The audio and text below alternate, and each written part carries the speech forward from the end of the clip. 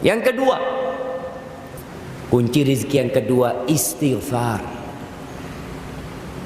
Bagaimanapun kita berusaha bertakwa, kita manusia, kita pasti berbuat dosa.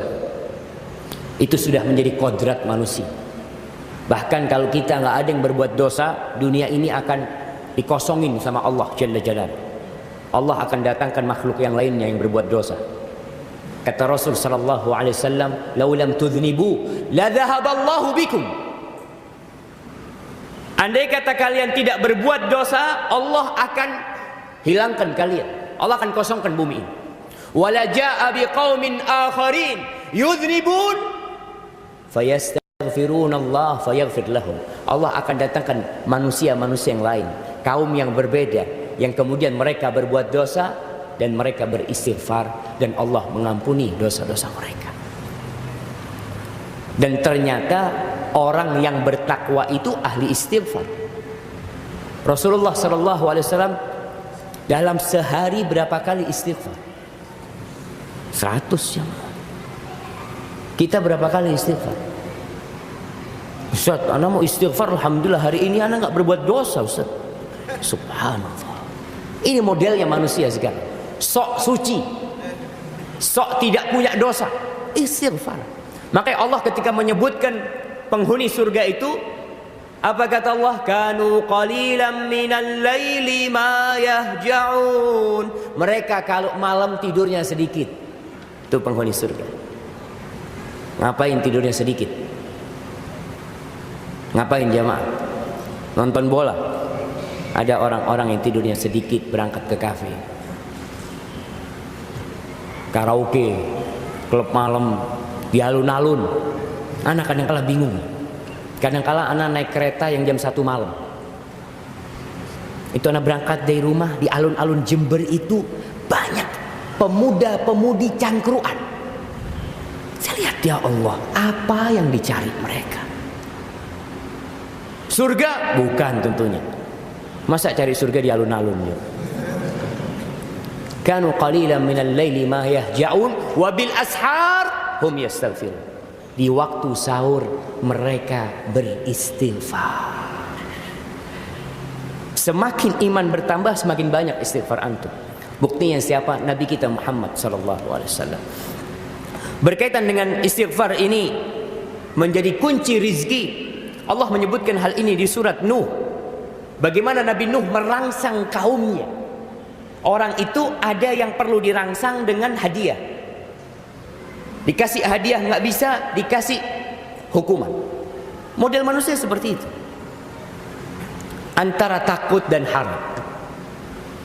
Ada anak kita yang Masya Allah, kalau dikasih hadiah semangat belajar.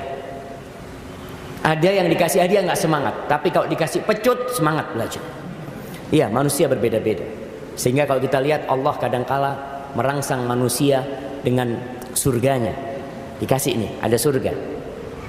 Terkadang Allah menyebutkan neraka, dan terkadang surga neraka selalu berdampingan.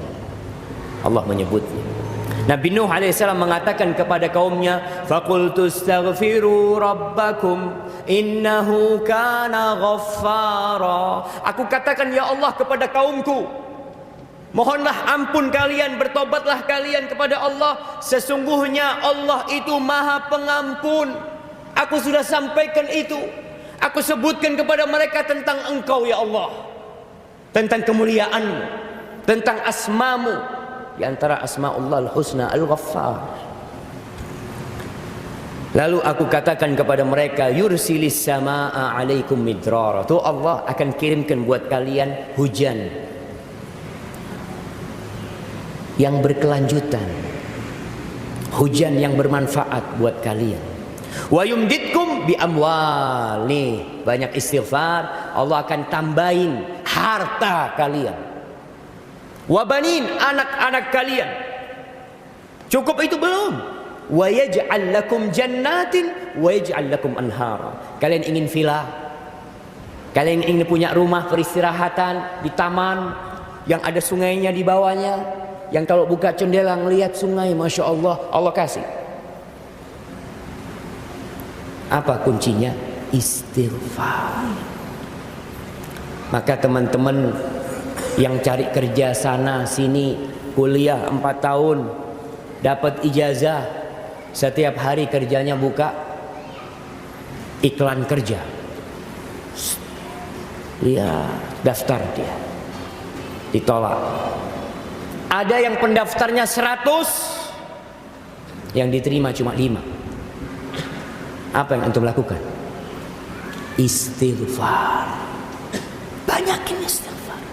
Terus istighfar. Kebanyakan kita itu cari lobby, nyogok. Syarat pertama takwa. Antum sudah nyogok, menyuap, ar-rashi wal murtashi, orang yang menyogok dan disogok di mana? Di neraka. Antum sudah mulai hidup antum cari rizki dengan beli tiket ke neraka. Orang tuh beli tiket ke neraka, cuma beli, nggak ada yang gratis ke neraka. Antum lihat, orang keluarkan duit untuk masuk neraka. Mereka berzina, minum khamar, judi, keluar duit dia. Untuk kemana? Untuk ke surga lah. Maka ingat, mulai awal hidup antum mencari rizki buat anak-anak nih, yang baru lulus kuliah, yang kebingungan nanti mau kerja di mana. Karena kita lihat ada orang yang nggak pernah kuliah tapi rizkinya masya Allah, Ustaz. Ada yang lulus SD masya Allah, ada yang nggak bisa baca dan nulis, lebih kaya daripada yang profesor, doktor, ahli ekonomi.